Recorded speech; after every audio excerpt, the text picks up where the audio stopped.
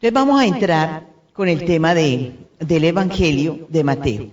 Primero que todo, él se va a centrar muchísimo en Colosenses 3. Lo que está diciendo acá, la palabra de Cristo mora en abundancia en nosotros. No solamente es Fidel, somos todos. Si nosotros nos centramos en la palabra y logramos que la palabra nos habite, entonces estamos haciendo como el discípulo que quiere formar Jesús en la comunidad de Mateo. Logrando este sentido del discípulo, el discípulo sigue a Jesús, continúa en Jesús, camina con Jesús y está preparado para la despedida con Jesús. De tal manera que vamos a finalizar con lo que nos va a decir una vez que vayan y sean enviados. Si Colosenses va a ser el centro de nuestra palabra, bebemos la palabra, entonces ya nuestros pensamientos son según el Evangelio, es decir, según Jesús. Nuestras palabras van a iluminar porque Mateo va a decir que el discípulo va a ser luz. Y al mismo tiempo van a tener ese sabor, las palabras, cuando vayamos a predicar, el sentido de ser sal. Luego, si Colosenses está constantemente en mí y yo hago morada, es decir, la palabra hace morada en mí, es ahí donde vamos a comprender a Lucas. ¿Por qué? Porque Mateo se encuentra entre los sinópticos. Esos sinópticos son Marcos, está Mateo y está Lucas. Los tres toman conciencia de lo que es el hebreo. El hebreo se alimenta de la palabra y alimentarse de la palabra no se queda solamente en leer, sino lograr que la palabra lo habite. Y por eso es fácil decir al hebreo que María era habitada por la Trinidad, es decir, porque en la palabra está el Padre, el Hijo y el Espíritu Santo. Una vez que nosotros decimos que la palabra habita en abundancia en nosotros, entonces comenzamos a buscar aquel que es la palabra misma, es decir, Jesús de Nazaret. Recordemos que Mateo se va a escribir muy tarde, pero Pablo escribió antes las cartas. Pablo está tomando, porque él es judío, está tomando de lo que es la vida hebrea. La vida hebrea, el habitante hebreo, la religión hebrea, es lograr que la Torá, como quien dice, caiga en su interior. Esa es la tierra abonada. Si la palabra vive en mí, mora en mí, en esa abundancia que se desborde, entonces Mateo va a ser fácil explicar. Somos irradiación, somos luz y somos sal. Bien, vamos a ir cuál es la propuesta, qué es lo que se quiere decir. Resulta que el Evangelio de Mateo es un evangelio muy leído, muy conocido, muy apreciado por la comunidad cristiana. ¿Por qué leído, apreciado y conocido? Parece que es un evangelio eclesial y comunitario. Es un evangelio que surge verdaderamente de la comunidad para la comunidad. Lo cogieron, lo tomaron los padres de la iglesia como si fuera el catecismo. Ese era el catecismo que tenían. Y al mismo tiempo se dieron cuenta que a medida que iban pasando capítulo por capítulo, parece que daban pasos de fe. ¿Quién daba pasos de fe? Los que estaban ahí, que estaban escuchando las palabras del mismo evangelista o el mismo apóstol. Porque después nos van a decir, parece que no fue Mateo, parece que Mateo no es como el autor. Luego es que es Papías, que nos va a decir a nosotros, en forma de ser, parece ser el del capítulo 9 de Mateo. Ese capítulo 9 es Leví, a quien Jesús le llama. Cuando Jesús le llama, que nos va a contar en el capítulo 9, su vocación, dice que se integra a la comunidad.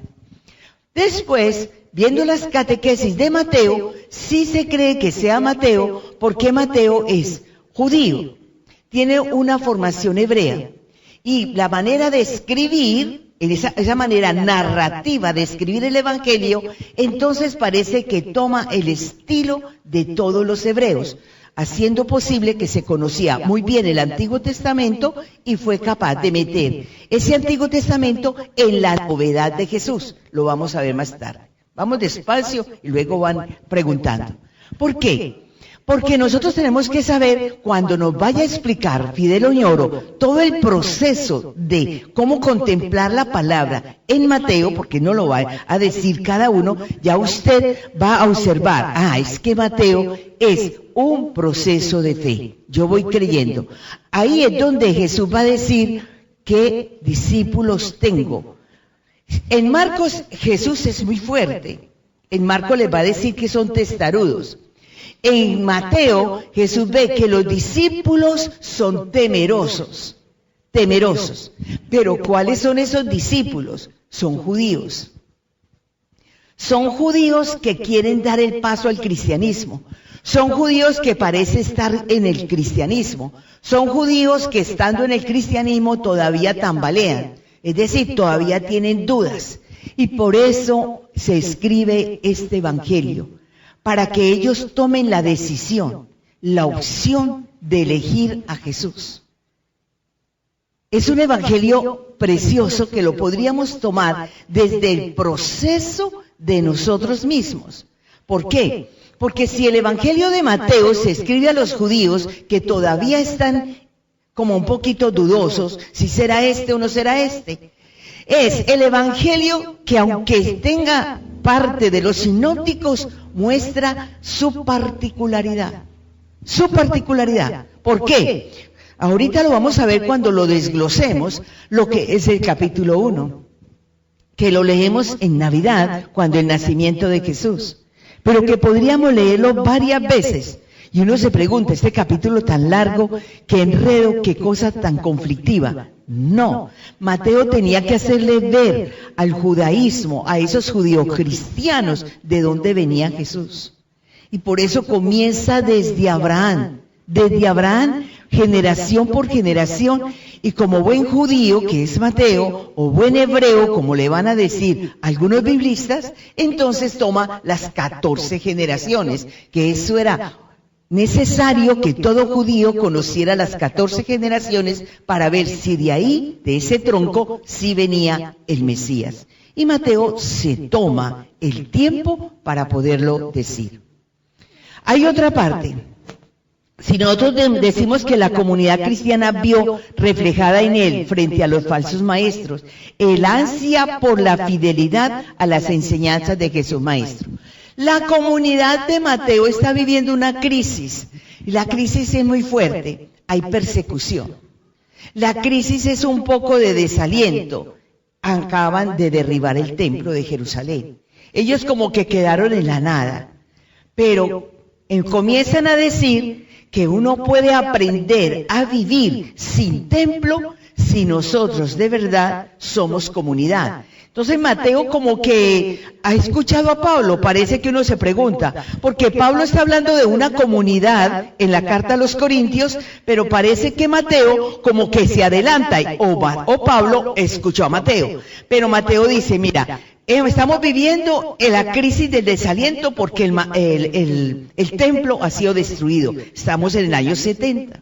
A pesar de eso, hay una masa de judíos que no han dado el paso al cristianismo, que no creen en Jesús, y estos judíos, este pequeño rebaño, este grupo pequeño que está con la comunidad de Mateo, está en crisis, es decir, está tambaleando. Como quien dice, ¿nos vamos para aquella masa o nos quedamos aquí? Y ahí es donde Mateo comienza a explicar en qué consiste la escucha o la fidelidad a Dios. Mateo tiene, como quien dice, una logística, él tiene un orden, él tiene un estilo narrativo que nos va a ayudar a nosotros. A medida que el judío lo está escuchando, él dice, es verdad. Por eso todas sus palabras van a decir, antes era así, hoy es así. Antes era así, hoy es así. Y uno quisiera coger todos los dichos que le decía yo a Fidel Oñoro ayer que conversábamos, que ojalá aprendiéramos nosotros en esta semana a tomar cómo los dichos de ayer y el hoy del cristianismo va a marcar una diferencia. ¿Por qué? Porque Jesús, aunque lo comparen como Moisés, es más que Moisés. Aunque lo comparen como quien dice, él conoce todo lo de la de la Torá, pero él es más que la Torá. Así lo va a decir en los dichos. Allí, así se dijo en la ley, pero yo les digo esto. Y aquí hay otra parte. El texto está repleto de referencias al Antiguo Testamento. Observe, hay 70 citas explícitas y unos 130 textos que se refieren a la primera alianza. Claro. ¿Por qué? Porque es que los alumnos de Mateo son judíos. Y para él poder toma las raíces de la Torá. Él comienza a decir que el Antiguo Testamento, ¿cómo? ¿Y por qué? ¿Y dónde estaba la promesa? ¿Y cómo caminó Abraham? ¿En qué forma lo dijo Jacob? ¿Cómo lo vivió Moisés y sobre todo los profetas? Entonces uno muchas veces cree que Mateo se queda o en Isaías, o Mateo se está quedando en la Torá, o Mateo se está quedando, Mateo se lo sabe, y Mateo está conociendo todo el proceso y no tiene temor. Él no quiere borrar el Antiguo Testamento, él quiere tener presente el Antiguo, pero él hace que la gente dé el paso. Lo que podríamos llamar nosotros las nostalgias. Las nostalgias nuestras era, primero celebrábamos así, hoy qué pesar. Primero cantábamos así, hoy estos cantos no dicen nada. Primero éramos aquello, hoy era esto. Retoma lo positivo que hay de lo primero, tráelo al hoy y dale impulso para el futuro. Por eso Mateo finaliza el Evangelio con lo que nosotros llamamos la parte escatológica o la parusía. Él va a llegar y va a decir, vamos mucho más allá. ¿A dónde vamos a entrar? El discípulo en la comunidad del Evangelio de Mateo.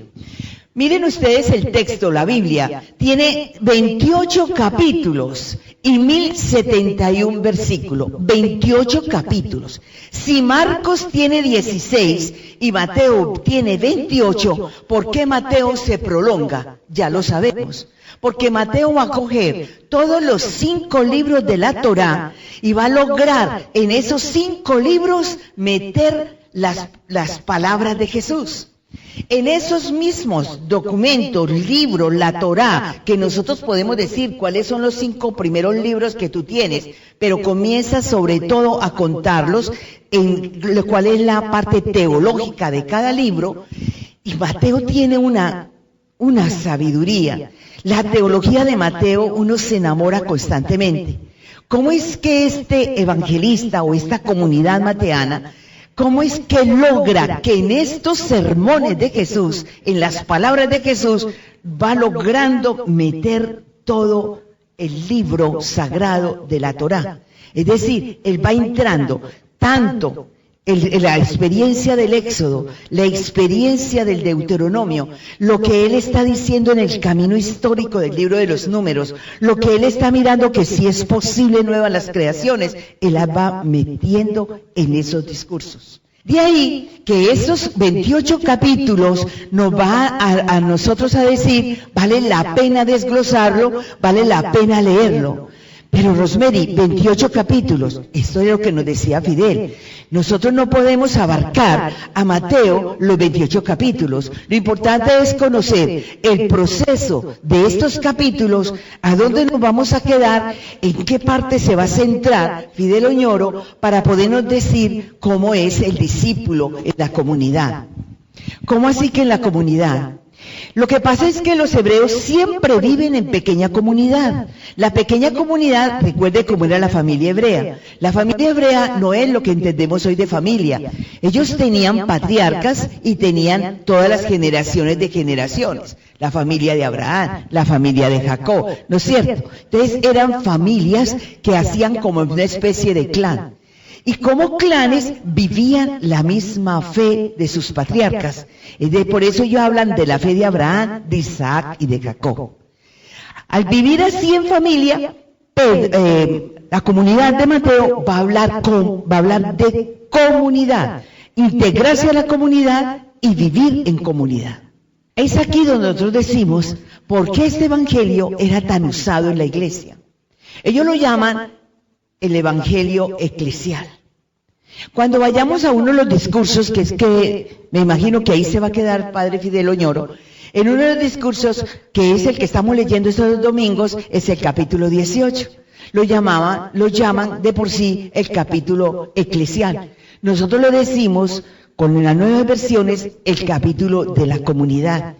Entonces va a hacer Mateo una estructura. Y esa estructura, si nosotros tuviéramos el tiempo para hacer el análisis, la exégesis, para poder mirar hacia atrás, te vas a dar cuenta que en esa estructura ahí cabe el comportamiento de lo que dice, lo que es el Deuteronomio, que es el comportamiento con el otro, con el más pequeño, con el más pobre, con aquel que se equivocó. Todo eso no lo está diciendo a nosotros la Torá. Sí, en el capítulo 9 del Evangelio de Mateo, él mismo plasma su vocación, es decir, su llamado. Yo era recaudador de impuestos. Es decir, yo era un pecador. Y así, desde ese lugar, desde esa mesa, cobrando impuestos, entonces él pasó y él me llamó. En ese llamado, Mateo va a hacer algo más. Observe que Mateo es muy abierto. Y él va a hacer ver que las bendiciones que Dios envía a Israel, Israel tiene que abrirse. Israel no es solamente localizado, no es parcial para Israel. Él va a hacer que esa bendición es para todos. Por eso se une el llamado de él como pecador, como recaudador, decir, si contó conmigo, va a contar con todos los otros gentiles. Ahí es donde él finaliza el Evangelio diciendo, vayan a todo el mundo, vayan a todo el mundo, vayan y enseñen lo que han aprendido de lo que yo les he enseñado. Es decir, es completamente universal. Mateo, en esos 28 capítulos, no se va a detener como se detiene Lucas con los pecadores. Recuerde que lo que es Lucas con el hijo pródigo, Mateo no lo trae. Por Lucas lo cuenta para hacer ver que los pecadores tienen derecho también a este reino de Dios. Mateo no lo cuenta. Mateo se pone él mismo como modelo, porque ser recaudador, que Lucas también lo trae en el capítulo 19, cuando Jesús pasa por Jericó y ve a Zaqueo, también Zaqueo era un recaudador de impuestos. Zaqueo, sabemos que Zaqueo es de ese día, porque ese era el día de gracia, era el día de Dios, era el día de la salvación. Dice que Zaqueo se pone de pie, se compromete a devolver. Pero no sabemos si Zaqueo le siguió. En cambio, Leví, que está en el capítulo 9 de Mateo, dice que se colocó de pie, se puso de pie y le siguió. Pero dice otra cosa más, que el mismo Mateo, que es una cosa muy bonita que usted lea ese capítulo, Mateo mismo, en esa casa, porque ahí le van a decir, está en casa de pecadores, en esa casa invita a los amigos. ¿Quiénes son los amigos? Los mismos recaudadores de impuestos. Y en esa casa entra Jesús, él hace la despedida, él ahí hace un banquete. Esto es una crítica. Ahí va a empezar la comunidad a ser perseguida. ¿Por qué? Porque es que es imposible que este Jesús, que dicen que viene de David, que es el Hijo de Dios, que ese es el Mesías, ¿cómo es que entra a casa de pecadores? ¿Y cómo es que él come con pecadores? Y Mateo lo está expresando, es que el vino fue para salvar a todos. ¿Queda claro aquí? Bien, vamos a la otra parte. Ya te dije a ti cómo él nombra tanto el Antiguo Testamento, defiende la ley, porque le van a preguntar si borramos la ley. Los judíos dicen, vamos a ver si vamos a borrar la ley. Recuerde que los judíos están caminando, muchos quieren entrar al cristianismo, muchos están en el cristianismo, están en duda. La propuesta del Evangelio es que confirmen su fe en Jesús, que es el Mesías. Él dice, no voy a quitar ni una tilde, no voy a quitar nada, porque él sabe que la ley es una ley que se dio para que el hombre viviera de acuerdo al querer de Dios. Lo que está haciendo ver Mateo es, toda esa ley, si yo, lo que dice Colosenses, si yo la escucho, si yo la aprendo, si esa ley me libera, esa ley no es carga. No es carga para mí, porque Jesús, aunque sea la misma palabra, aunque Jesús lo vamos a llamar la nueva ley, Jesús no es carga. Esto es lo que hace ver Mateo, que es una liberación. En Mateo se va a decir, vengan a mí todos los que están cansados y fatigados, que yo los aliviaré. El cansancio y la fatiga que tenían aquellos judíos que estaban dando el paso a la comunidad cristiana era el cansancio de tantos requisitos y de tanta imposición. Por eso en Mateo dice, el que quiera, porque Jesús es el que libera.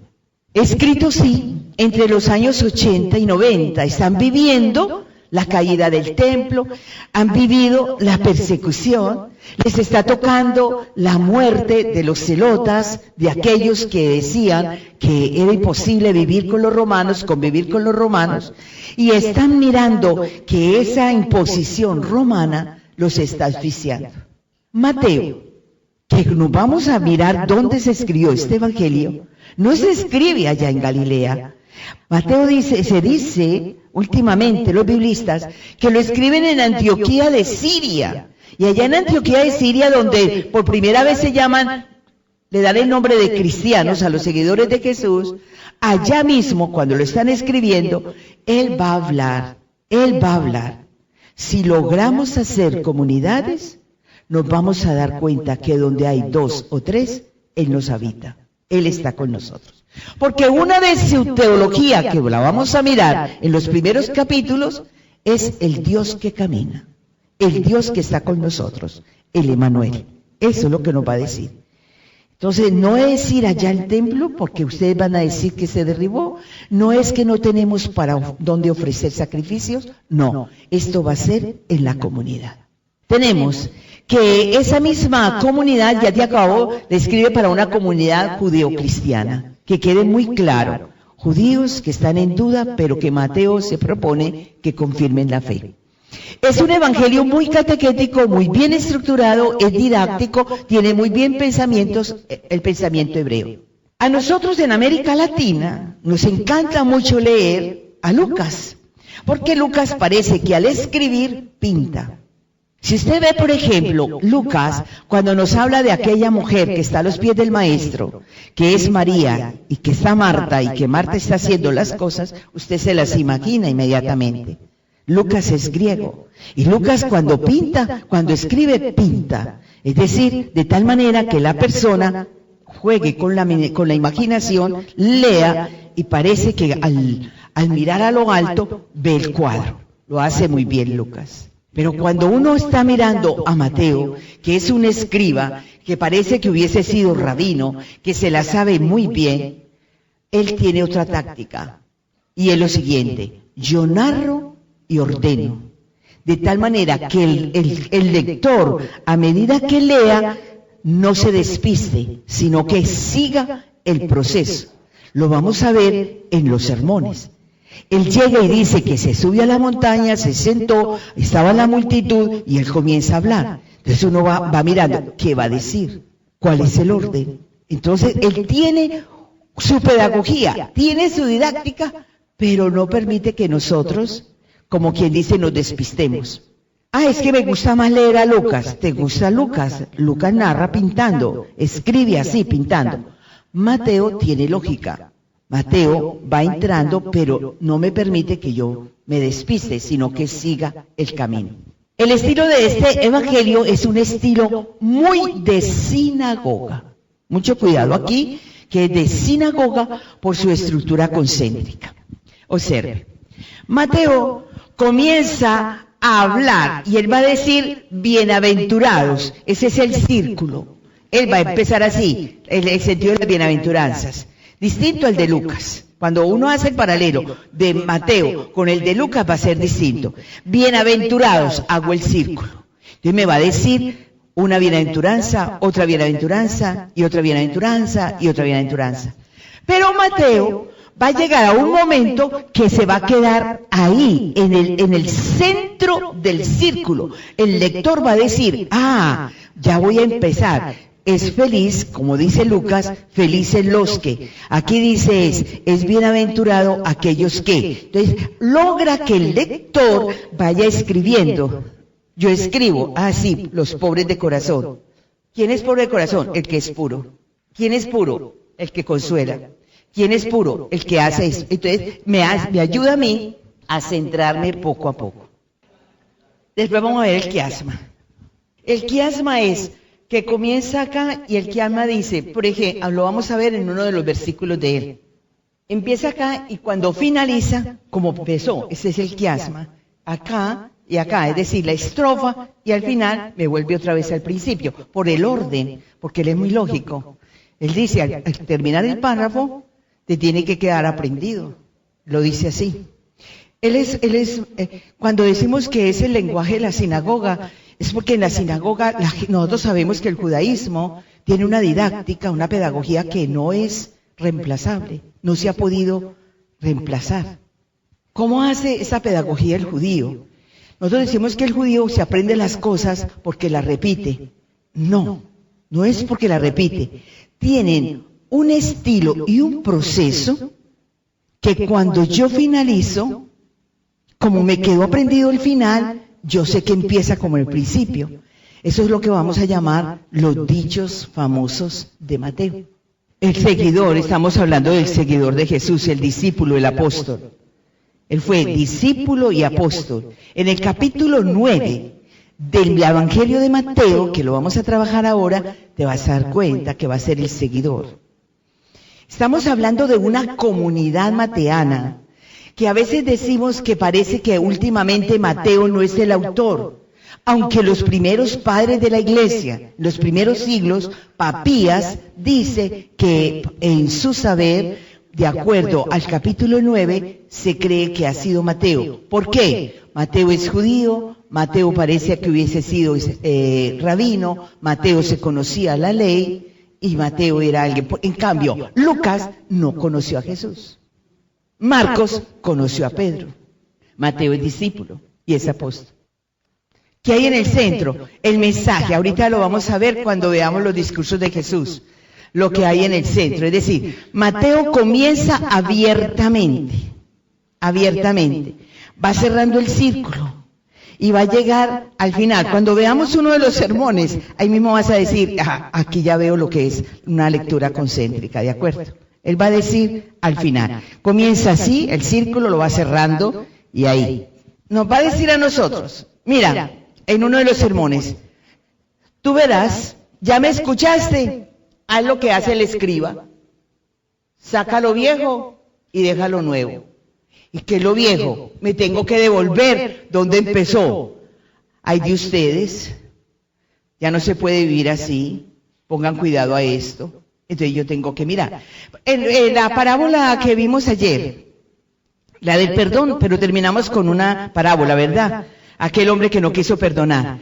Ese que no quiso perdonar, que al final dice que no, que te vas a tener que pagar todo, está finalizando ya el discurso, falta un poquito. Entonces yo me tengo que devolver. Pero ¿cómo así? A la pregunta de Pedro, ¿cuántas veces debo perdonar? Se mete con la parábola y me voy a la pregunta de Pedro. Por eso fue que dijo 70 veces 7. ¿De acuerdo?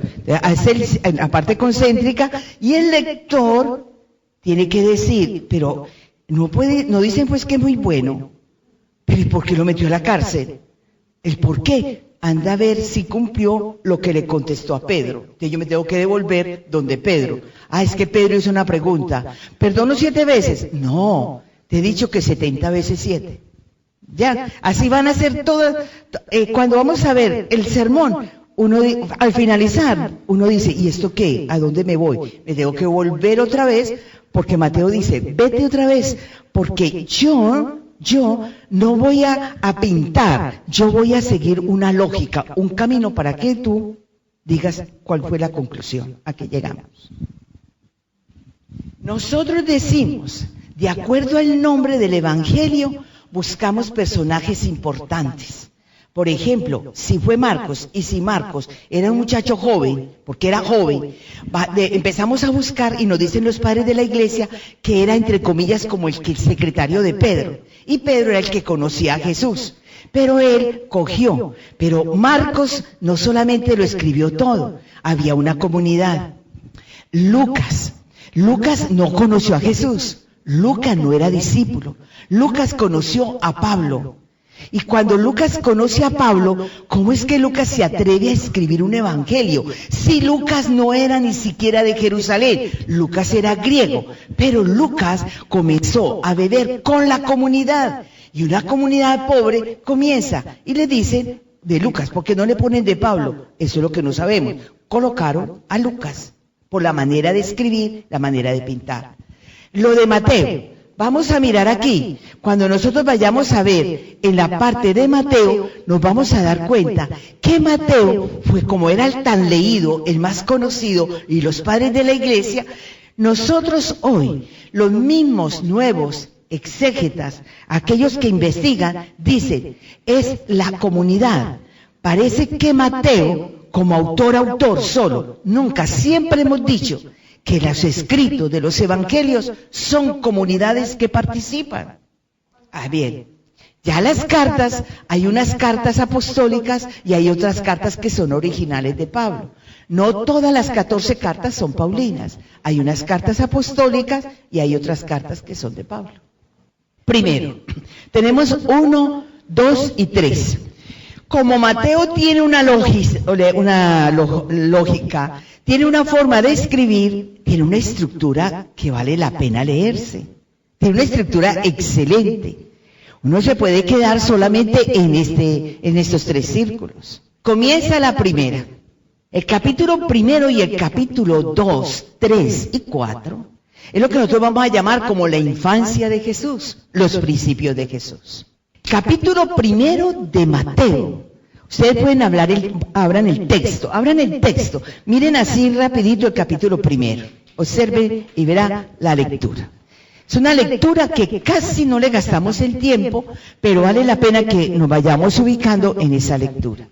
En esa lectura, él va a nombrar 14 generaciones, pero observe lo que finaliza con cada generación, porque lo importante es mirar cómo él finaliza.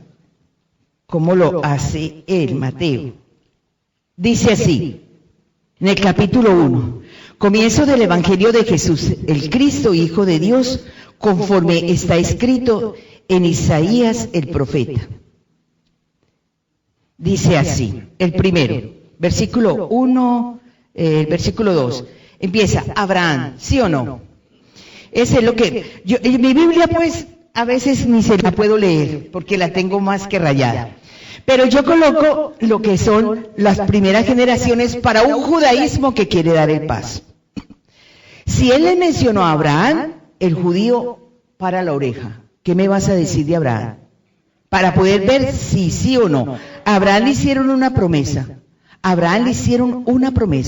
Y él va a decir, no es Isaac.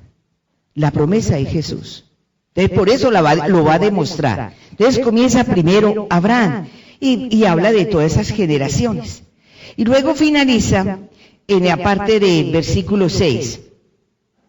José engendró ¿a quién? Al rey David. Atención aquí. David también para el judaísmo es importante, es el rey. Y eso es lo que ellos esperan, a un rey como David. Y eso fue lo que les costó a ellos, que ese rey, como David, no se presentó como se lo imaginaban, sino que es el que es manso y humilde de corazón. Eso fue uno de los rechazos que le van a hacer a Jesús. Si él es el rey David, vamos a conquistar rápido, porque no podemos seguir bajo el imperio romano. Entonces Jesús en el sermón de las bienaventuranzas, él lo va a hablar claramente. Es que hay que buscar la paz. Pero ¿en qué forma buscamos la paz? Él no está con la guerra, él no está con la violencia. Se dice que cuando él proclamó esas bienaventuranzas, pues las multitudes que estaban ahí, mientras que en el capítulo 6 del Evangelio de San Juan, muchos de los que le seguían lo abandonaron por el pan, solamente por el pan, porque él dijo que él era el maná, que él era el que había venido, que él era el alimento, lo abandonan. Aquí, en las bienaventuranzas, ellos van a decir, ¿cómo así? Nosotros esperamos a un David que conquistó a todo Israel y queremos ese David para que conquiste nuevamente y seamos libres. Él dice, no, ese sí viene de David. Pero el que viene de David, ese rey de David, Él viene a traernos paz. Porque es en Mateo donde se va a escuchar su gran teología. Y la gran teología de Mateo es el reino de los cielos. Entonces va a decir en qué forma va a ser el reino de los cielos. Ya está David, y después de David, nosotros vamos a mirar a Salomón. Entonces observe que habla de generaciones, está Abraham, David, Salomón. De Salomón va a hablar todo lo que pasó con las generaciones hasta llegar a la deportación, al exilio, cuando derriban otro templo. Y en esa época hubo un exilio. Y en ese exilio, por eso dice que finaliza hasta la deportación. Deportación. Esa parte de la deportación que está en el versículo 11 final, la deportación a Babilonia. Y después habla, cuando ellos regresaron de Babilonia, entonces va a hablar de María. Va a hablar de María. Esta es genealogía de Jesús. Por eso te voy a decir que en la mesa de Jesús se van a sentar los pecadores. En el mero capítulo, en el capítulo 1 de Mateo, él va a hablar de lo que es el pecado. Y sin embargo, él viene ahí. Él viene en esas 14 generaciones. ¿Quién viene? El Mesías. ¿Cómo así? Mire a quien va a mencionar él. A Tamar. Observe que Tamar está en el versículo 3. Judá engendró de Tamar a Farés a Sara. Rosemary, Tamar yo no la he oído mencionar. Tamar se tuvo que vestir, imitar a una prostituta. ¿Por qué? Para poderse acostar. ¿Con quién? Con Judá. ¿Por qué? Porque ella conocía una ley del liberato, la ley de que se encuentra en el libro de Levítico. Si te murió el esposo y no tienes hijos, tienes derecho a casarte con un hermano. Y si ese hermano no se quiere casar contigo, tienes derecho de casarte con uno de esos familiares. Y resulta que el familiar era Judá. Esta mujer se disfrazó de prostituta, vale la pena leer el libro porque Mateo lo tuvo que meter ahí. Entonces llega, esa mujer se disfraza de prostituta y se queda como en una parte de las aceras y Judá manda buscar una mujer y la llevan a ella. Y ella dijo, antes de acostarme le pido dos cosas. ¿Qué? Deme el cordón de su sandalia. ¿Y para qué? No, deme el cordón de su sandalia. Y segundo, regáleme su anillo. Me gusta. Y Judá dijo, pero ¿cómo? Regáleme. Yo después se lo devuelvo. Y cuando se acostó, ella también, como él estaba tan borracho, se llevó el bastón. Y con el tiempo Judá se le olvidó, era una mujer de la calle. Después, con el tiempo, le mandó decir a Judá, dile que Tamar, su nuera, está en embarazo. ¿Qué hizo él? Cuanto antes preparen una hoguera y la vamos a quemar viva. ¿Por qué? Porque fue infiel a la ley. ¿Cómo si Tamar necesitaba un hijo? Y cuando le preparan la hoguera, Tamar dice, mire mi señor, ¿de quién es este cordón de sandalia? Mío. ¿Y de quién es este anillo? Mío. ¿Y de quién es ese bastón? Mío. Me lo diste esa noche en que tú me regalaste este hijo que estoy esperando. Entonces, ¿por qué Mateo lo tiene acá? Porque Mateo va a finalizar que todo el mundo tiene derecho a la bendición de Dios. La otra parte que estamos mirando es que aquí van a meter a Rahab. Salomón engendró a Rahab, a Boz, y nosotros empezamos a decir, pero ¿cómo va a ser esto? ¿De dónde salió esta mujer Rahab? Rahab, ¿quién era? Otra mujer prostituta. Resulta que iba a entrar a Jericó el pueblo hebreo, para entrar a Jericó, que ustedes saben esa historia, que lo hicieron en película, que dieron vueltas y vueltas para entrar. Pero antes Josué mandó a los mejores muchachos, a los bien parecidos, los mandó para que entraran allá. Y al entrar allá, quien los protegió, quien los escondió, quien se jugó la vida fue Rahab. Y Rahab les dice a ellos, mire que los he salvado. Cuando ustedes vayan a entrar a conquistar esta tierra, recuerden salvarme a mí y a mi familia. Dame una señal, voy a colocar un trapito rojo. Por eso dicen que esas casas de citas tienen un foco rojo. Entonces, un trapito rojo. Y colocan ese trapito rojo y Rahab se salva. Entonces tienen ahí a Rahab. Y luego empezaron y ellos van poco a poco y al final, aunque presentan a Betsabé, la mujer de Urías, ya todos sabemos la historia que hizo David con esta Betsabé. Es decir, se enamora de ella, David pone a Urías adelante para que lo maten y él puede quedar con Betsabé. Pero de todas estas mujeres con esas historias, que tienen historias como de debilidades, de lo que nosotros llamamos de fallos, finaliza Mateo con María. Y María, aquella mujer que engendró a Jesús. Mateo trae una anunciación, pero la anunciación no es la de Lucas. La anunciación, Lucas lo pone en María, Mateo se lo coloca a José. Recuerden que estamos hablando con judíos, para judíos. Y si le colocamos a María, los judíos van a decir, ella no tenía derecho a escuchar un ángel. Entonces ponen a José. Y coloca a José. Y dice que a José le dice, no temas, no abandones a María, el hijo que lleva, ese es el Mesías. Mateo, como está metiendo este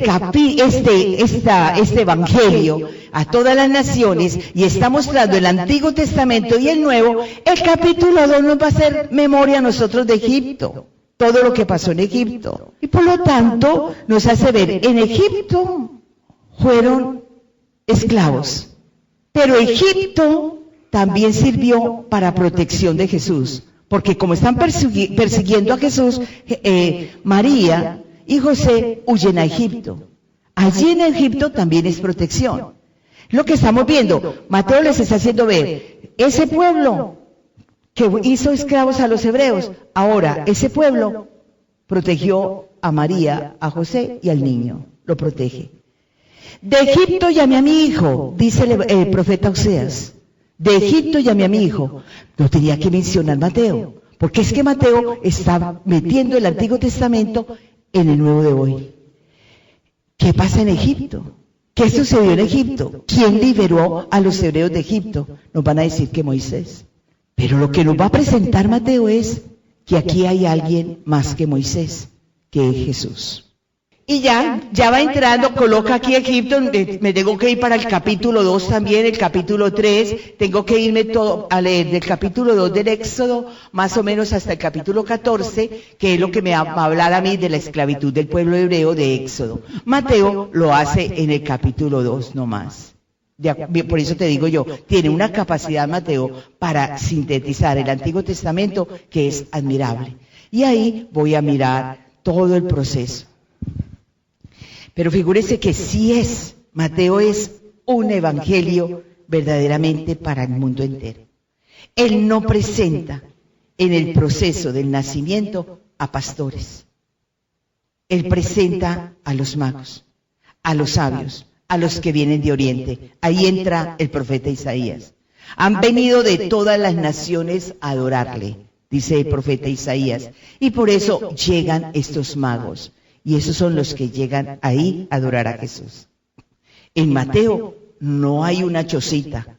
En Mateo no está en las afueras de Belén. En Mateo Jesús nace en una casa. Romero, ¿y por qué? Está hablando a judíos. ¿Cómo le voy a presentar yo a los judíos el rey David, el nuevo rey David, el nuevo Moisés, el Mesías, el Hijo de Dios? Allá los judíos van a mirar que más que dice lo del nacimiento, que dice las promesas, pero entonces dice, en esa casa nace Jesús. Nosotros nos quedamos con lo del pesebre y ya no queremos cambiarlo. En Mateo, cuando uno ve en Mateo el nacimiento, ellos llegan a adorar a Jesús. El capítulo 2 lo vamos a desglosar. Y ese capítulo 2 está hablando de los 5 libros, como él mete el Pentateuco en los 5 sermones. Y lo vamos a mirar despacio, pero mete completamente el Pentateuco. Hay escrituristas, biblistas excelentes, que han hecho un trabajo muy bonito. Y comienza a mirar cómo Mateo, en pocos capítulos, nos hace memoria de toda la Torá, de toda la Torá. Y uno cree que el Antiguo Testamento es solamente normas y leyes. No, son también actitudes. Y Mateo dice, es un estilo nuevo de vida lo que nos trae Jesús. Y el tercer círculo es la parte cómo va a finalizar Mateo. Mateo va a finalizar con ese sentido de Jesús que es la pasión, que es el perseguido, es verdaderamente el nazareno, porque él lo presenta como el nazareno, aquel que es perseguido y ultrajado, el que muere y el que tiene hermosuras en la resurrección. Es el que más trae hechos de la resurrección. Si en el capítulo primero él lo presenta como a Jesús como el Mesías, el hijo de David, el rey de Israel, y a los gentiles lo buscan, lo encuentran, los mismos judíos lo persiguieron. Eso es lo que está hablando él. El mismo pueblo de Israel es el mismo pueblo que lo persigue. Él va a contar todo el sentido del juicio y de la condena. El juicio y la condena fueron ellos mismos. Los mismos de Israel condenan y enjuician al que es el rey de los judíos. Vamos entonces ahora a mirar la parte, el meollo, el centro, la clave que nos presenta el Evangelio de Mateo. Yo quería primero, antes de presentárselo, que ustedes se fijaran en el capítulo 11 del Evangelio de Mateo, capítulo 11. Dice así, observe cómo dice cuando finalizan la sentencia, los discursos, los sermones, el versículo 1. Y sucedió que cuando acabó Jesús de dar instrucciones a sus 12 discípulos, partió de allí para enseñar y predicar en sus ciudades. Mire, así se van a dar cuenta cómo va a finalizar los 5 sermones. Por eso, cuando los biblistas están estudiando a Mateo, uno le pregunta, ¿por qué esto es un sermón? Entonces dice, mira cómo inicia y observa cómo finaliza. Este capítulo 11, el versículo 1 que te leí, va a ser que concluyó un sermón. Y entonces nosotros tenemos que decir, ¿dónde empezó el sermón? ¿Cómo sería? ¿Por qué finalizó? No, me tiene que dar la clave. Lo vamos a hacer, ¿de acuerdo?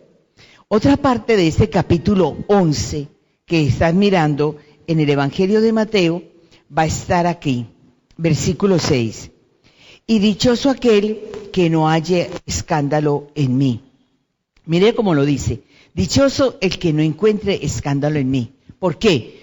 Porque Jesús tiene un estilo nuevo de interpretar la Torá. Un estilo nuevo. Entonces el judaísmo está muy sesgado, está muy cerrado, está muy rígido, está cumpliendo la ley por la ley, no esa liberación que tiene Jesús.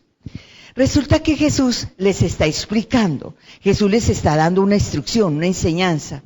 Y ellos ven que la enseñanza de Jesús no es una enseñanza rígida, es una enseñanza libre, una enseñanza que les va diciendo primero la persona, segundo la comunidad, y después vas a experimentar que esto se riega, esto va a todas partes.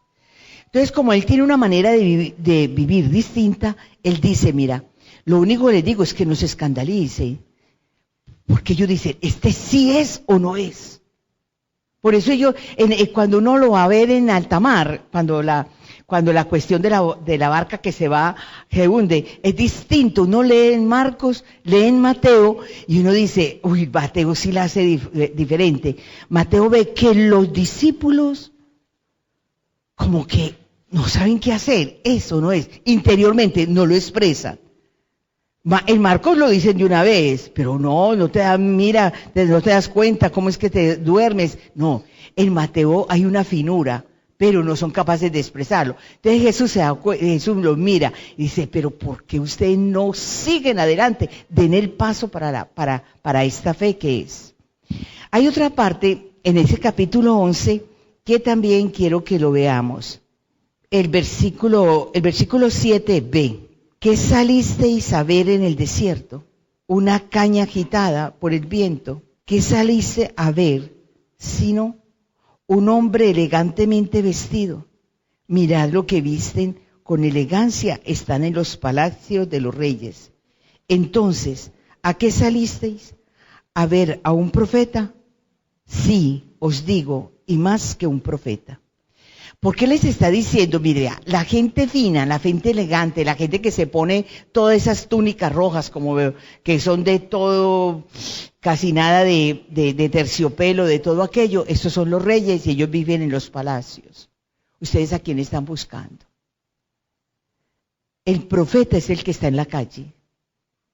Y el profeta tiene un estilo diferente. Ya como que, ya estamos en el capítulo 11, todavía no hemos llegado ni siquiera a la mitad de los capítulos de Mateo, pero ya como que les va abriendo los ojos. Mira, el Mesías, este Mesías que vino, no va a ser el Mesías que se viste como se vestía David.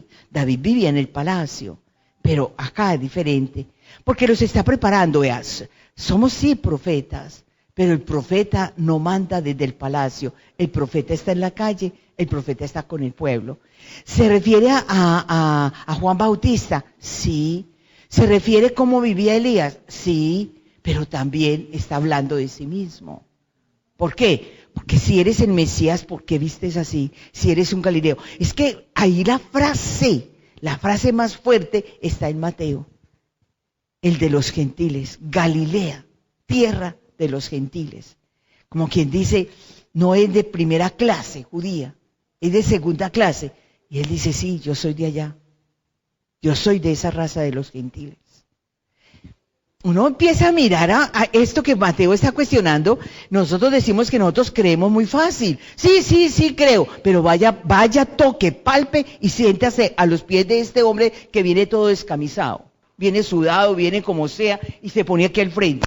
Y los judíos lo ven y los judíos eso para ellos esto cuesta. Si nosotros decimos que resucitó y está entre nosotros y todavía rechazamos la gente, ¿se imagina Mateo diciéndole a los judíos, ese mismo, ese que es de Galilea, ese que recorrió las calles, ese es el hijo de David, ese es el Mesías, ese es el prometido, esa es la promesa? Ellos se quedan ahí. El paso que vamos a dar, nosotros lo podemos decir que en Juan, en el Evangelio de Juan, dicen que el paso es una iglesia.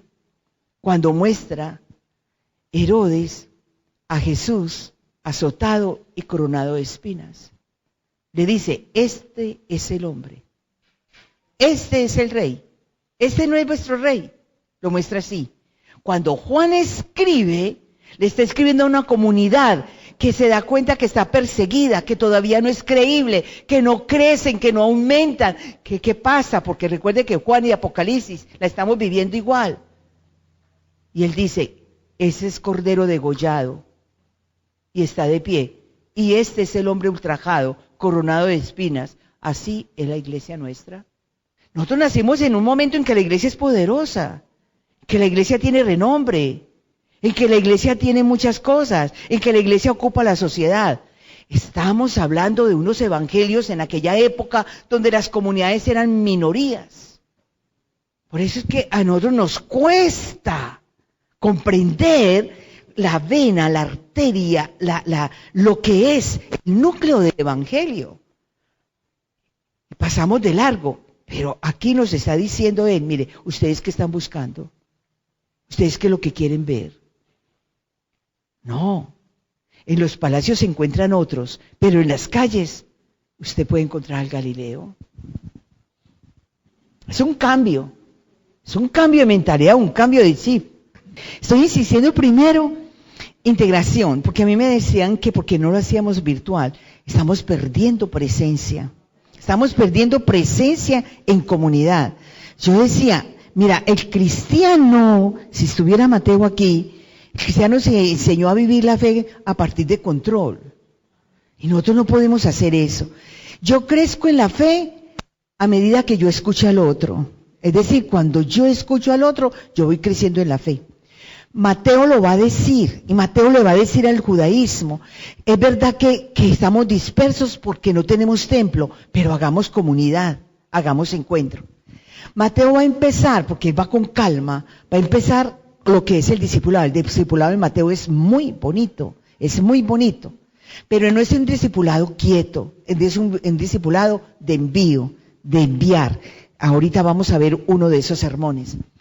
Pero la otra parte que decía el padre Pupito, si nosotros tenemos el Evangelio de Mateo, que fue la primera página, que era como quien dice los procesos de fe, crecer en la fe, que era como el catecismo que tenían las primeras comunidades cristianas, es un evangelio netamente pastoral. ¿Para qué yo sigo a Jesús? El seguimiento de Jesús no es solamente para yo mirarme con los otros. En Mateo va a ser a todas las naciones, es el sentido del envío. Pero ¿qué es lo que van a llevar? La pregunta es, ¿qué van a ir a decir? Jesús les va a decir, les va a dar doctrina. ¿Qué es lo que van a decir? Lo que ustedes escucharon conmigo y lo que van a escuchar, lo que van a seguir escuchando. Porque Mateo, ya les dije a ustedes, tiene una buena estructura. Vamos a comenzar ahí. Vamos a pasar a la otra diapositiva. Démosle bastante. Observe. Vamos a tener los 5 discursos. Atención acá. Todo esto se estudia durante un año, podríamos decir. Yo no sé cómo lo va a hacer el padre Fidel Oñoro, pero él lo va a meter, él es especial. Miren, pero él me dice, Romero, y con tal de que ellos tengan toda la unidad del Evangelio. Esos 5 discursos uno no sabe cuál de todos es el mejor. No podemos saber cuál de todos es mejor. Y vamos a comenzar. Resulta que ya en el capítulo 1, de generación en generación, va a mostrar que Él sí era la promesa a nuestros padres. En el capítulo 2 va a decir que el que ha venido es más que Moisés, y por eso va presentándolo como el nuevo Moisés. En el capítulo 3, Él dice que es un hombre que ama la ley y que cumple la ley, y es el bautismo, el sentido de que es tan humano que sufre las tentaciones. En el capítulo 4, Jesús comienza la actividad misionera. Y él se va a dar cuenta que solo no puede y comienza a llamar discípulos. Pero no los llama para que empiecen a trabajar. No los llama para inmediatamente, los llama para formarlos. Marcos, en el capítulo 3, versículo 15 y siguiente, dice, los llamó para que estuvieran con él y luego los envió. Así lo dijo. Pero Mateo dijo, apenas dijo eso, yo voy a decir otra cosa. Los llamó para que lo escuchen. Una vez que los escuchen, que los va formando, entonces los envía. Vayan a ir abriendo la Biblia, yo voy acá. Ahora va a comenzar ese primer discurso, el primer sermón de la montaña. Coge 3 capítulos. Capítulo 5 es una hermosura. Ese capítulo 5, el número 6, el número 7. Mire lo que va a decir, es un Jesús que va a tratar con su palabra, con la manera de enseñar, que la vida se vive a partir de una actitud. ¿Por qué? El judaísmo se sabía los 613 leyes que había. Se las sabía. Tenían todos los flecos, todas las orlas en su túnica. Pero les va a decir, mira, ¿de qué me vale colocarme 613 orlas si no hay una caridad, si no hay una expresión, si no hay una ayuda? Entonces, él va a decir, mira, yo te voy a decir cómo vamos a ser felices. ¿Cuál es la propuesta que yo quiero? ¿Qué es lo que yo deseo? Y él comienza con algo que él dice, voy a decirte algo. Unas actitudes que debemos tener porque la escuela, la nueva escuela, en la nueva comunidad, el nuevo Moisés, porque él va a decir, la ley que te voy a dar, aquí hay más que una ley. Esa ley del Sinaí yo la respeto, pero te voy a decir en qué forma podemos hacer nueva la ley. Eso es lo que va a mirar. Y ese capítulo 5, que es el capítulo de las bienaventuranzas, que ojalá las desarrolláramos, porque figúrese que últimamente se nos está diciendo que a los jóvenes de confirmación tratemos de darle durante el primer año de confirmación, si estamos haciendo los 2, este sermón, el capítulo 5, el 6 y el 7. ¿Por qué? Porque hay tanta violencia de palabras, hay tanto maltrato, Hay tanto acoso entre los mismos jóvenes que si nosotros aprendiéramos a hacer unas fichas, unos procesos, la misma lectura con la misma Biblia, mirar cuál es la propuesta para uno ser seguidor de Jesús, para uno dar el paso y confirmar la fe. Eso es, recuerden que Mateo es esto. Mira, si quieres creer en el Mesías, en el Hijo de Dios, tomemos estas actitudes. Y comienza el programa, que nosotros lo vamos a llamar programa o proyecto de vida. Así lo llamamos. Un proyecto de vida que Él le da al discípulo y empieza a formarlo. Cuando comienza el sermón de la montaña, dice que Jesús fue a un monte y allí se sentó. El mero hecho de que Mateo dice que él sube al monte y se sienta, les va a recordar al judaísmo que Moisés también subió al monte. Y desde el monte él está escribiendo la ley. Y allá en el monte da la ley. Y va a dar la ley a un pueblo hebreo que se va a formar como pueblo elegido. Jesús sube a ese monte y va a dar la nueva ley. Esa nueva ley va a ser las bienaventuranzas, actitudes para uno tener frente a Dios y actitudes para uno tener frente a los hermanos. Eso es el capítulo 5, el capítulo 6 y el capítulo 7. Mateo es un hombre que busca la verdad. Eso es lo primero, la lealtad y la verdad. ¿Por qué? Él dice, hay que ser coherentes. La fe se expresa con actitudes y con la vida. El judaísmo tenía un problema. Tenían la mente hinchada, la cabeza hinchada porque se sabían toda la Torá, pero no lo pasaban a la vida. Eso eran los rechazos que habían el uno al otro. Por eso va a finalizar el sermón, no juzguen, por favor, no se juzguen. ¿Quién eres tú? ¿Por qué no te quitas primero aquello que te estorba en el ojo? Y luego trata, porque si tú ves en ellos una pajita pequeña, en ti hay una viga que es más fuerte. Oye, ¿a qué vas? Rezar y rezar y rezar. Estás como los paganos, porque no haces otra forma. Trata de hablar con Él. ¿Por qué no te encierras? Es que esta ley que yo traigo no va a recibir para que te vean. No, hay una presencia divina. Porque Él va a insistir en eso. Porque al entrar el judaísmo va a decir, es que cuando hacemos ayuno, nosotros empezamos a gritar, a decir, no, esto no es para gritarlo. El ayuno lo hacemos de tal forma que no hay que decir, yo estoy ayunando hoy. Mira, las oraciones allá, muchas plegarias, pero luego ¿qué? Aquí hay que aprender a orar en el interior. Ellos tienen problemas del templo, no hay. Dijo, mira, es aquí, es en el interior. Y no hay que aparentar. El discípulo dice, esto es otra cosa, esto es otro programa. Y no vamos a usar las filacterias, y no vamos a usar las zorras de nuestro... Aquí no. Aquí vamos a vivir como somos. Si somos campesinos, si somos del judaísmo, de allá de Jerusalén, pero nosotros la verdadera honestidad, la verdadera sinceridad, la verdad es desde el Espíritu. Es acá. Entonces, Él va a insistir. Estamos en el capítulo 5, resalto solamente unas partes. Dice así en el capítulo 5, viendo la muchedumbre, subió al monte, se sentó, y sus discípulos se le acercaron, y tomando la palabra, les enseñaba diciendo, bienaventurados los pobres de espíritu, porque de ellos es el reino de los cielos. Bienaventurados los mansos, porque ellos poseerán en herencia la tierra. Bienaventurados los que lloran, porque ellos serán consolados. Bienaventurados los que tienen hambre y sed de justicia, porque ellos serán saciados. Bienaventurados los misericordiosos, porque ellos alcanzarán misericordia. Bienaventurados los limpios de corazón, porque ellos verán a Dios. Bienaventurados los que trabajan por la paz, porque ellos serán llamados hijos de Dios. Bienaventurados los perseguidos por la justicia de Dios, porque de ellos es el reino de los cielos.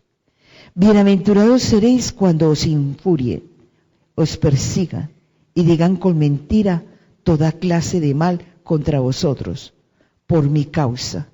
Alegraos y regocijaos, porque vuestra recompensa será grande en los cielos, pues de la misma manera persiguieron a los profetas anteriores a vosotros.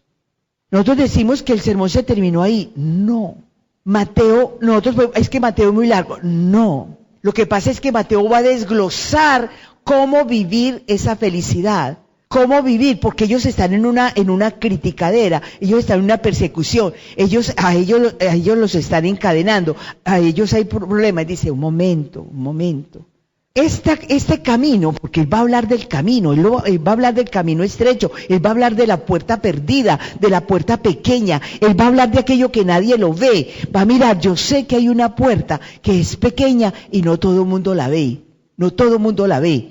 Él va a explicar todo eso, son como quien dice, como dichos, renglones, digamos de una vez, versículos que no los encontramos en los otros evangelios, los encontramos en Mateo. Entonces Mateo les va a decir, mira, este camino es tan simple, es tan sencillo, es tan pequeño, que no todo el mundo lo va a elegir, pero lo importante es saber a quién seguimos y el por qué yo sufro, el por qué yo soy feliz que me persigan, el por qué va a haber todo este sentido de sentencias, el por qué.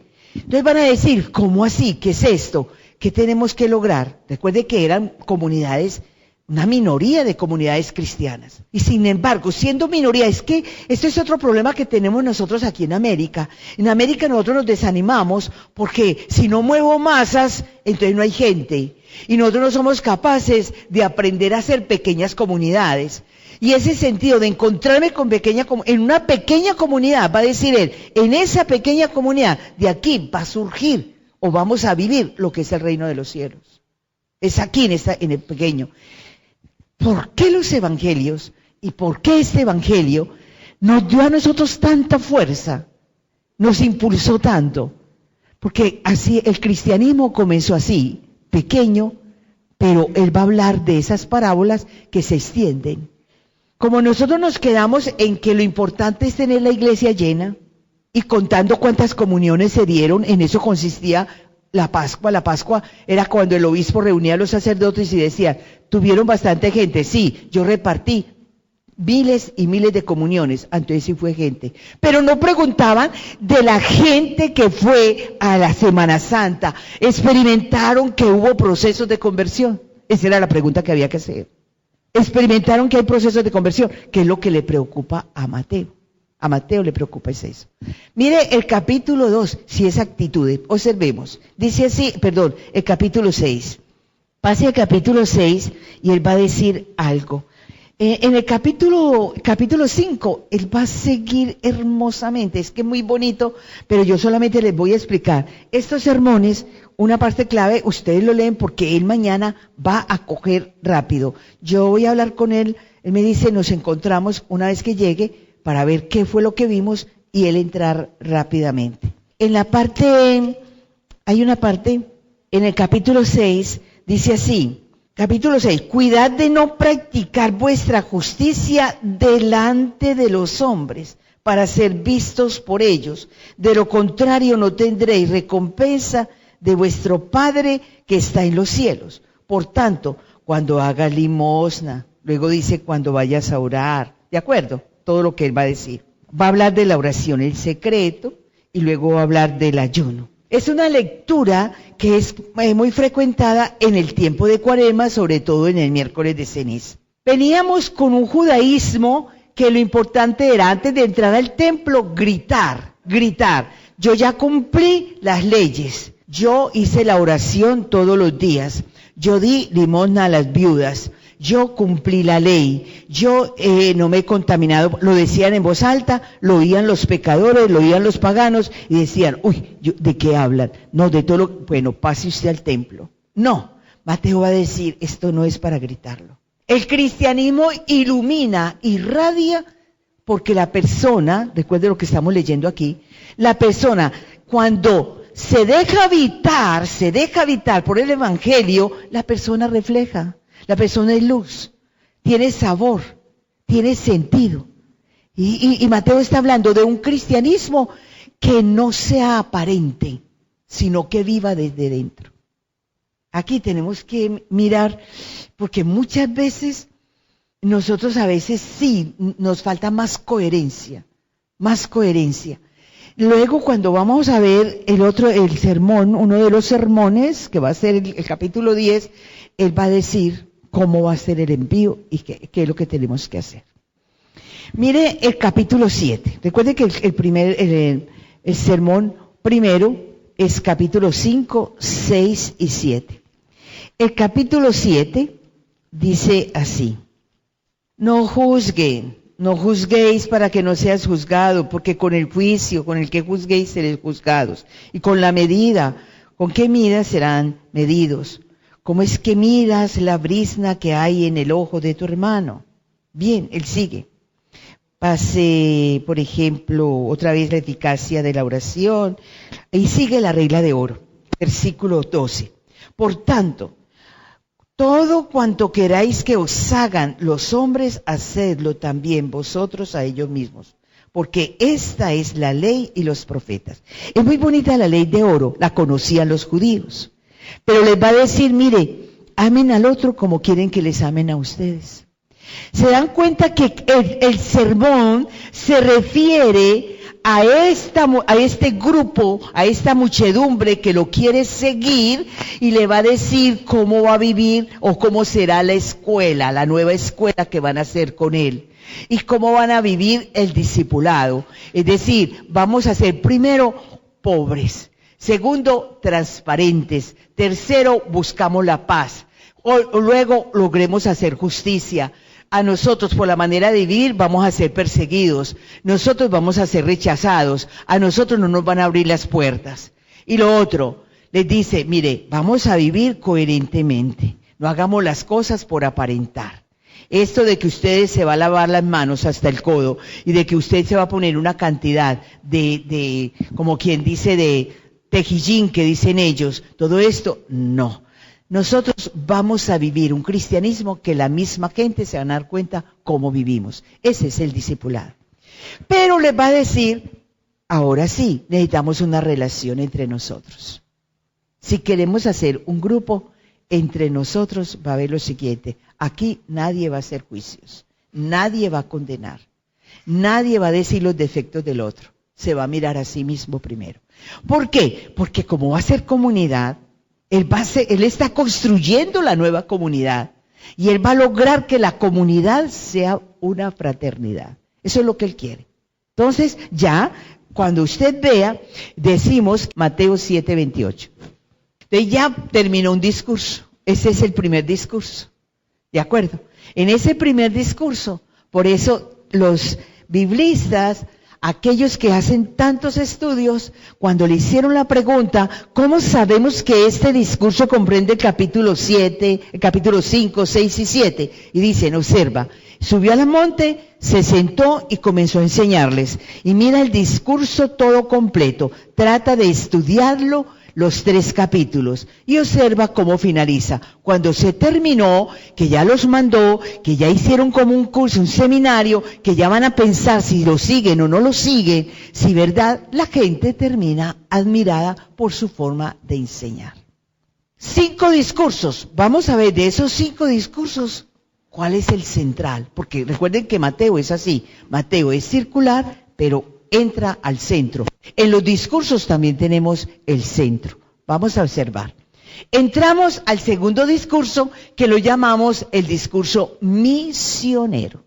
Y ese discurso misionero solamente tiene un capítulo. Yo recuerdo ese capítulo 10 que lo hemos trabajado fuertemente. Primero, la iglesia misionera. Se trabajó muchísimo en un año misionero de la iglesia. Eso se desglosó versículo por versículo, palabra por palabra. Segundo, lo volvió a tocar Aparecida. Aparecida dice que el capítulo 10 había que darlo en las catequesis, en la formación, en todos los grupos pastorales. ¿Por qué? Porque el discipulado tiene que ser un discipulado en movimiento, un discipulado que al mismo tiempo como que exprese lo que lleva dentro. Y observe que este segundo discurso nos está diciendo a nosotros, muy bien. Y si ellos han comprendido, si ellos están admirados, si ellos van tomando actitudes, si ellos dicen esta es la doctrina, esta es la verdadera, esto es lo que... Bien, vamos y contamos, vamos y decimos. Y esto es lo que llamamos el envío misionero, es elección y envío. Pero observen lo que consiste el envío. En Mateo es muy claro el envío. Cuando yo soy misionero, ¿a qué voy? Él va a decir, porque él es clarito. Yo te dije que él narra de tal manera que usted siga los pasos, que siga bien los pasos. Y observe como dice el capítulo 10. El capítulo 10 dice así: y llamando a sus 12 discípulos, les dio poder sobre los espíritus impuros para expulsar, para curar toda enfermedad y toda dolencia. Y comienza a decir los nombres. Mateo no es tan exorcista como es Marcos. Recuerde que Marcos es exorcista, saca demonios y todo. Entonces yo me tengo que encontrar en Mateo, que Mateo es judío, que Mateo, decimos nosotros, Mateo ¿en qué escribió? Muchos dicen que Mateo escribió en hebreo. Pero ¿por qué no escribió en griego? Ya el capítulo, ya en los años 70 y 80 y 90, nosotros conocíamos muchísimo el griego, el hebreo no. Mira, porque si él narra a nivel de la sinagoga, en esa forma, puede que haya sido en hebreo, dicen los padres de la iglesia y dicen los biblistas. El que a él le haya tocado y haya escrito en hebreo, nosotros decimos, y entonces el evangelio. ¿Por qué? Porque se escribía ya mucho en griego. El griego entró cuando entra Alejandro, este gran joven que comenzó a coger el imperio. Y Alejandro vio que los niños, él dice, no estudiaban, hizo escuelas, y al hacer las escuelas, él trae el griego, y eso unificó el imperio. Todos van a estudiar en las escuelas el griego. Más tarde se dieron cuenta que los niños iban creciendo, estoy hablando de los judíos, y ya como que habían olvidado el arameo, habían olvidado el hebreo, y entonces sabían el griego. Y nosotros decimos, ve, ¿y por qué Mateo? Eso es lo que nos dicen. Mateo parece que escribió en hebreo. Otros dicen, pero a mí me tocó el griego. No, él parece que fue tan puro que al escribirlo, lo ven más o menos por la forma de la redacción como es. Estamos que hebreo y que también otros dicen que podía haber sido griego, pero más que todo optan por el hebreo. Pero ¿qué está diciendo aquí en el capítulo 10? Como judío te estaba diciendo, él dice, el envío misionero, ¿en qué consiste? En ser portadores, según las bienaventuranzas, de paz, de lo que es posible, de la alegría, de aprender a ver que con la palabra, como la palabra sana, como la palabra cuando se posa en mí, es una palabra que libera, es una palabra que verdaderamente yo la comunico a los otros y en nosotros debe despertar esperanza y alegría. La pastoral hoy, dice el Papa Francisco en Evangelii Gaudium, que la verdadera pastoral no es una pastoral de amargura, no es una pastoral de tristeza, no es una pastoral de puro trabajo. Aprender a disfrutar de la pastoral es aprender a disfrutar de ser hermanos. La gente de hoy, como le tocó a Mateo, que es una comunidad muy perseguida, una comunidad que está pobre, una comunidad que está sufriendo, una comunidad... Mateo es capaz de darle el giro al anuncio y dice, mire, yo te mando a lo siguiente. Primero, con tu palabra, tú puedes sacar el mal espíritu. Pero ¿cuál es el mal espíritu? ¿Cuál es el demonio? ¿Qué es aquello? Tristezas y amarguras, porque a veces a nosotros nos puede más la tristeza que la alegría. A nosotros nos puede más la amargura que la esperanza. A nosotros nos puede más la asedia que sentir la fe. A nosotros nos puede más, hay gente que uno siempre todo lo ve oscuro. Todo, no, ya esto se acabó. No, lo nuestro es a dar esperanza, saber que mi palabra es creíble porque yo creo en él, saberla anunciar y despertar comunidades con alegría, con gozo, de encontrarnos. Curar toda enfermedad. Vayámonos para los judíos. ¿Qué es curar enfermedades? ¿Qué es esto de curar? De sanar y de curar, de llegar al otro. Muchas veces la salud que se que se mira hacia afuera, lo vamos a mirar desde los profetas, es porque hacia adentro hay algo mal, algo que no camina bien. Eso lo están diciendo hoy aquellos que están buscando otro giro en la salud. Es una causa de un estrés. Es algo que te está perjudicando, es una preocupación exagerada. Algo pasó. ¿Qué pasa en tu familia? ¿Qué sucede? Y uno cree que ese problema no te causa problema, no te dice nada, es decir, no te va a perjudicar. Sí te perjudica. Pero nosotros inmediatamente vamos a una farmacia, vamos al médico, el médico solamente te dice, es una gastritis aguda, mira, está pasando eso con tu hígado, mira eso, pero no nos sentamos a investigar qué sucedió, ¿verdad? Mateo está diciendo que la problemática que estamos viviendo es tan aguda, tan fuerte, que nos puede afectar. Nosotros hoy con tantas cosas que estamos pasando y viviendo después de la pandemia, no sabemos el por qué la abuela, el por qué el abuelo, el por qué la tía, el por qué está enfermo. ¿Qué sucedió? Todos vimos por la televisión los mismos hechos, pero somos distintos. Unos viven según las emociones, otros miran las cosas desde acá, fríamente, pero no sabemos que nos afectó. ¿De acuerdo? A unos afectó más, a otros menos. Vamos a mirar los sermones y después vamos a ver la parte de los milagros, ¿de acuerdo? Porque estamos viendo sermones, los 5 sermones, porque entre un sermón y otro hay milagros, entre un sermón y otro hay un camino, entre un sermón y otro hay algo de expresión, ¿de acuerdo? Porque después lo vemos. Vamos a mirar. Resulta que el número 3 es el centro. ¿El centro de qué? ¿Te acuerdas que si es circular, entonces el que puso el discurso parabólico en toda la mitad? Pero ¿y por qué? Mira, él como que concentró las parábolas en este capítulo 13. Es un capítulo precioso. Son parábolas cortas, pero todas las parábolas te van a expresar a ti cómo o en qué consiste el reino de los cielos. Pero ¿y por qué central? Porque si este discipulado, los judíos están buscando cuál es la novedad del cristianismo, la novedad del cristianismo es que tú puedes lograr el reino de los cielos. El segundo discurso, el misionero, ¿en qué consiste el discurso? Anuncien el reino de los cielos.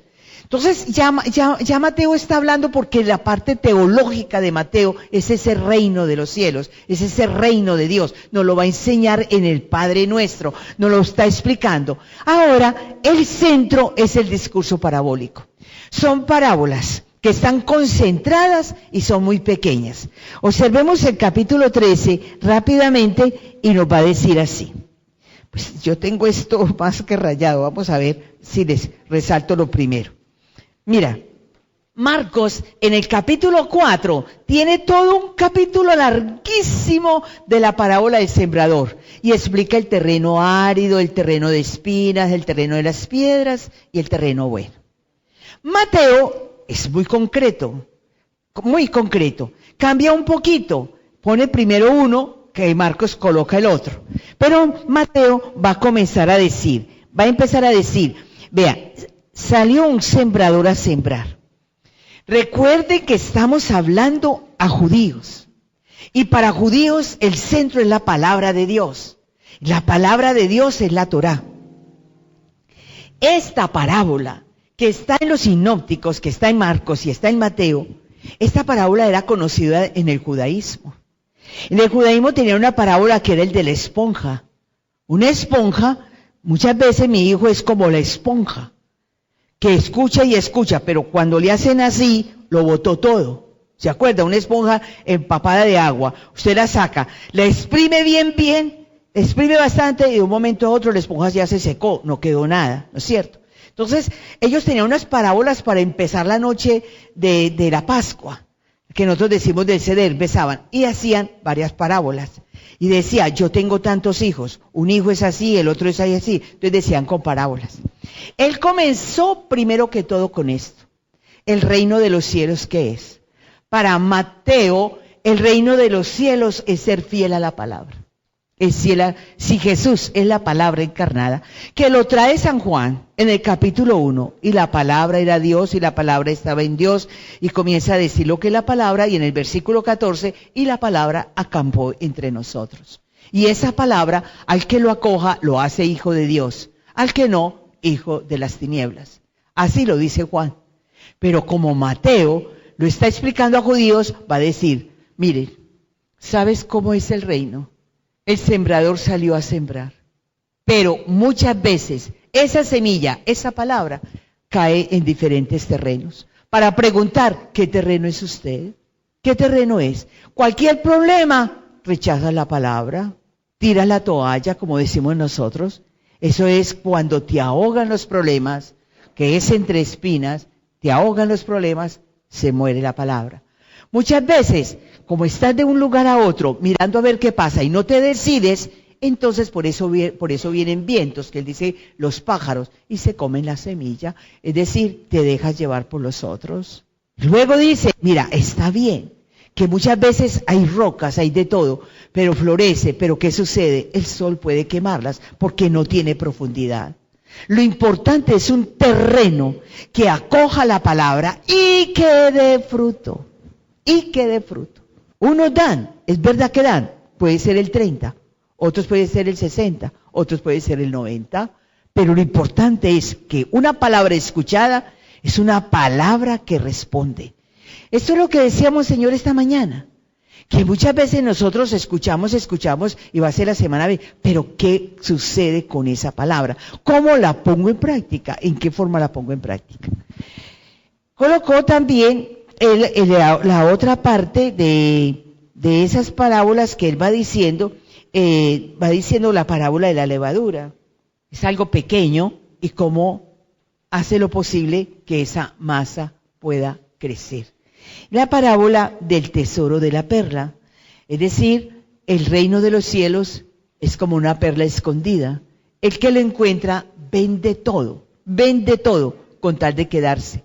Figúrese que también era una parábola judía, una parábola que la encuentran, que ellos lo tenían así, vea, es una perla escondida. Ustedes buscan rabinos, ustedes buscan la escuela, entran a la escuela. Todo el que entra a la escuela, no todos se quedan, porque la escuela rabínica, te exige 24 horas de estudio para poderte formar. Pero aquel que encontró y vio, se dio cuenta que esa palabra, esa Torah, era un tesoro, es capaz de dejarlo todo y quedarse ahí. Eso lo explica muy bien Pablo en las cartas. Entonces lo deja, es decir, lo tiré todo lo tiré por basura con tal de seguir a Jesucristo, que es la palabra. Y luego ya lo de la red, una red que se rompe y lo que pesca. Hay pescado